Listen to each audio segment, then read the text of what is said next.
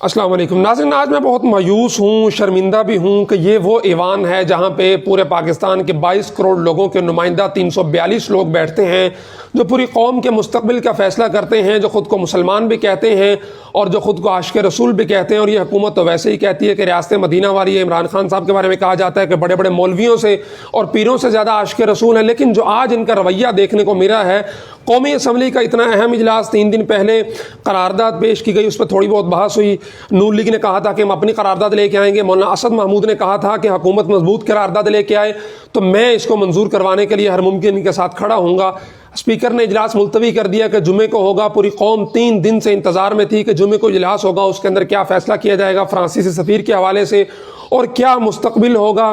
گستاخانہ رسول کا۔ لیکن انتہائی افسوس کے ساتھ اتنا اہم اجلاس، پوری قوم کی نظریں ٹی وی اسکرینوں پہ تھیں، لیکن صرف 22 منٹ جاری رہنے کے بعد یہ اجلاس ختم ہو گیا۔ اور اس 22 منٹ کے اندر 1 سیکنڈ بھی،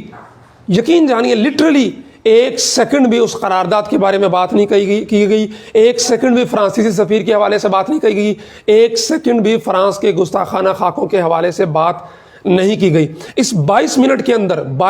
کے اندر یہ اجلاس تو ایسا ہونا چاہیے تھا کہ 22 گھنٹے کیا 22 دن تک مسلسل جاری رہتا، جیسے قادیانیوں کو کافر قرار دینے کے لیے 1973 کا 74 کا جو اجلاس تھا، آپ کو اگر پتہ ہو اس کی کارروائی، وہ اتنے دن تک مسلسل کئی گھنٹے جاری رہتا تھا۔ لیکن یہ 22 منٹ میں ختم ہو گیا۔ اور 22 منٹ میں ہوا کیا؟ حسب سابق ایوان کی جو کارروائی اور تلاوت سے شروع ہوئی، اس کے بعد ترجمہ ہوا اس کے بعد ایک حدیث پڑھی گئی، پھر نعت پڑھی گئی، اس کے بعد قومی ترانہ ہوا، اور قومی ترانے کے بعد کوئٹہ بلاسٹ کے اندر اور ناصر درانی صاحب جو IGKP کے رہے ہیں ان کے لیے فاتحہ پڑھی گئی۔ پھر وہ ڈاکٹر رمیش کمار جو ہندو اور رکن قومی اسمبلی ہیں، ان کے بھائی فوت ہوئے ہیں، ان کے لیے 1 منٹ کی خاموشی اختیار کی گئی۔ اور اس کے فوراً بعد جو نون لیگ کے اراکین تھے، جمعیت کے اراکین تھے، انہوں نے اس قرارداد پہ بات کرنے کی کوشش کی۔ اسپیکر نے ان کو مائک نہیں دیا۔ اسپیکر نے کہا کہ جی وقفہ سوالات ہوگا، اس کے بعد ہم اس پہ بات کریں گے۔ تو وقفہ سوالات پیش کیے گئے، ان کے جوابات دیے گئے، اور جوابات کے دوران جو تمام نون لیگ اور جمعیت علماء اسلام کے اراکین قومی اسمبلی تھے، انہوں نے اسپیکر کے ڈائس کا گھیراؤ کر لیا۔ یہاں پہ یہ بات کر دوں کہ اسپیکر اسد کیسر آج کے قومی اسمبلی کے اجلاس میں نہیں تھے، بلکہ جو چیئر کر رہے تھے وہ قاسم سوری تھے جو ڈپٹی اسپیکر ہیں، ان کے چیئر کا گھیراؤ کیے رکھا وقفہ سوالات کے دوران نون لیگ اور جمعیت علماء اسلام کے اراکین نے۔ لیکن جو ہی وقفہ سوالات ختم ہوا تو قاسم سوری صاحب نے اعلان کر دیا کہ جناب یہ جو اجلاس شروع ہوا تھا 16 اپریل کو، وہ آج جمعے کو غیر معینہ مدت تک کے لیے ملتوی کر دیا جاتا ہے۔ اور یوں اتنا اہم اجلاس جو میں کہتا ہوں کہ 22 گھنٹے کیا 22 دن مسلسل جاری رہنا چاہیے تھا، جب تک کہ اس قرارداد پاس نہیں کی جاتی اور اس پہ عمل درآمد نہیں ہو جاتا، لیکن وہ اتنا اہم اجلاس پوری قوم پر جس کی نظریں تھی، صرف 22 منٹ جاری رہنے کے بعد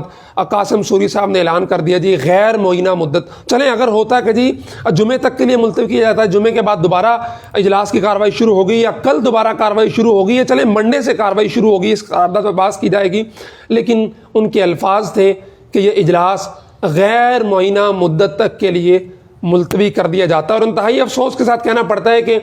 یہیں میں نے دیکھا وہ ایک رکن قومی اسمبلی ہیں، PTI سے ان کا تعلق ہے، جو ہر بات کرنے سے پہلے کلمہ پڑھتے ہیں لا الہ الا اللہ محمد رسول اللہ، اور جو خود کو بہت بڑا عاشق رسول کہتے ہیں، علی محمد خان جن کا نام ہے، وہ بھی اجلاس کے اندر شریک تھے۔ لیکن ان کی طرف سے بھی اسپیکر کو نہیں کہا گیا کہ جناب اس پہ بات کرنے دیں۔ اگر کسی نے بات کرنے کی کوشش کی تو وہ جمعیت علماء اسلام کے مولانا عبدالشکور صاحب، میں بار بار دیکھتا رہا، اور نون لیگ کے کچھ اراکین تھے جو اسپیکر کے ڈائس کا گھیراؤ کیا ہوا تھا۔ چلیں ٹھیک ہے، PTI والوں کی بات مان لیتے ہیں کہ یہ پوائنٹ سکورنگ کرنے کی بات کر رہے تھے، یہ سیاسی فائدہ اٹھانا چاہتے تھے، تو آپ اس پہ بات کرتے، PTI کے اراکین کو اس پہ بات کرنے کی اجازت دی جاتی، علی محمد خان صاحب جو عاشق رسول ہے وہ بات کرتے، مراد سعید صاحب جو عمران خان کے دفاع میں بڑے پیش رہتے ہیں اور گلا پھاڑ کے باتیں کرتے ہیں، بڑی جذباتی تقریریں کرتے ہیں، وہ بات کر لیتے، شہریار خان افریدی صاحب جو کہتے ہیں کہ جناب میں نے جان اللہ کو دینی ہے، تو جناب ناموس رسالت کے معاملے پر آپ نے جان اللہ کو دینی تھی، وہ بھول گئے، وہ بات کر لیتے۔ چلیں نون لیگ کو نہ بات کرنے دیتے، جمعیت علماء اسلام کے علماء کرام موجود تھے، ان کو بات نہیں کرنے دی گئی۔ جماعت اسلامی کے وہ چترالی صاحب ہیں، وہ بھی عالم ہیں، ان کو بات نہیں کرنے دی گئی، تو PTI والے بات کر لیتے۔ لیکن انتہائی افسوس کا مقام یہ ہے کہ جب پوری قوم کی نظریں تھی اور ہم یہ ایکسپیکٹ کر رہے تھے PTI گورنمنٹ سے کہ جناب وہ بات کرنے دے گی اور تفصیلی اس کو لے کے آگے چلے گی، اور جس طرح ماحول دیکھنے کو ملا 3 دن پہلے، نون لیگ نے کہا تھا کہ ہم اپنی قرارداد لے کے آئیں گے، مفتی اسد محمود نے کہا تھا کہ حکومت مضبوط قرارداد لے کے آئے تو میں اس کو پاس کرواؤں گا، پوری ایفرٹ لگاؤں گا، لیکن حکومت کا رویہ نور الحق قادری صاحب انتہائی معذرت کے ساتھ آپ بزرگ ہیں، لیکن آپ کو جھوٹ بولتے ہوئے ذرا شرم نہیں آئی؟ اس دن آپ نے ایوان کے اندر کھڑے ہو کر کہا تھا کہ جناب عمران خان عاشق رسول ہے، وہ مدینہ کے اندر ننگے پاؤں چلتا ہے، یونائٹڈ نیشن میں جا کے